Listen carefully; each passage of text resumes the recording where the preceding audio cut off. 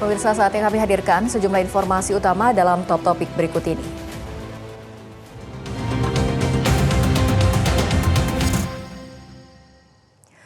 Top topik pertama, pemirsa, banjir masih menggenangi sejumlah wilayah di Jawa Tengah, salah satunya di Kabupaten Pati. Sejumlah desa terendam air yang ketinggiannya mencapai 1 meter dan kondisi ini membuat warga segera menyelamatkan hewan ternak milik mereka.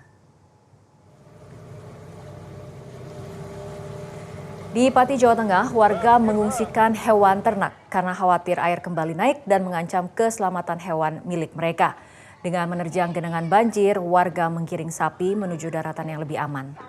Selanjutnya, hewan ternak diangkut menggunakan truk menuju desa lain yang tidak terdampak banjir.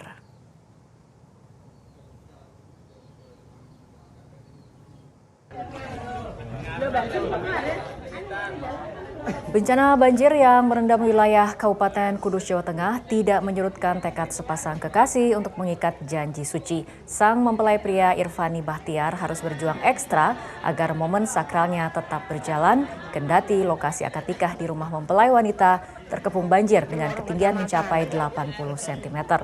Bahtiar pun terpaksa menggunakan perahu untuk menuju lokasi akad, disusul rombongan keluarga pengiring pengantin.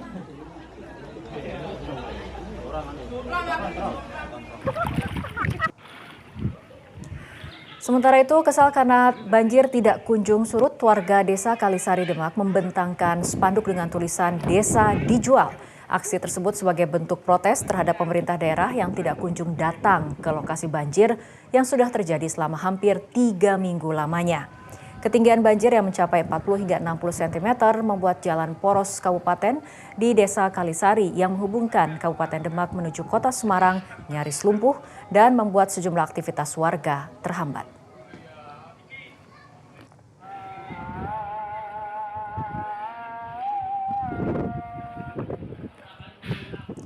Pemirsa, Gubernur Jakarta Pramono Anung akan mengeluarkan instruksi work from home dan pembelajaran jarak jauh jika ibu kota kembali banjir.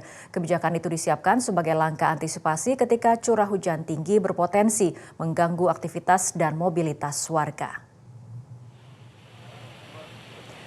Rencana itu disampaikan Pramono Anung di Balai Kota Jakarta Rabu siang. Ia mencontohkan hujan lebat yang melanda Jakarta pada Sabtu dan Minggu lalu. Menurutnya saat itu kebijakan WFH tidak diperlukan karena bertepatan dengan libur panjang. Meski demikian, Pramono berharap kondisi cuaca Jakarta stabil sehingga tidak perlu ada WFH dan pembelajaran dari rumah.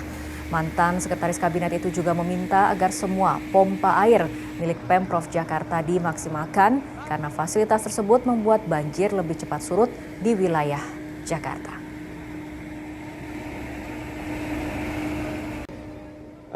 Kalau memang akan terulang kembali, dan mudah-mudahan tidak ya, mudah-mudahan tidak. Karena kemarin ketika curah hujan di hari Sabtu Minggu, kebetulan kan lagi libur panjang, sehingga tidak memerlukan work from home. Tetapi kalau kemudian ada indikasi seperti itu dan di hari biasa, saya akan memutuskan untuk dilakukan work from home, terutama untuk anak-anak didik kita. Karena ini memang cuaca ini lagi ekstrim sekali. Hampir semua sepanjang pantai utara Jawa ini kan hari ini juga masih kebanjiran semua. Tetapi kenapa di Jakarta bisa mengalami cepat surut? Karena memang fasilitas pompanya cukup untuk melakukan itu, walaupun. Jelajahi cara baru mendapatkan informasi. Download Metro TV Extend sekarang.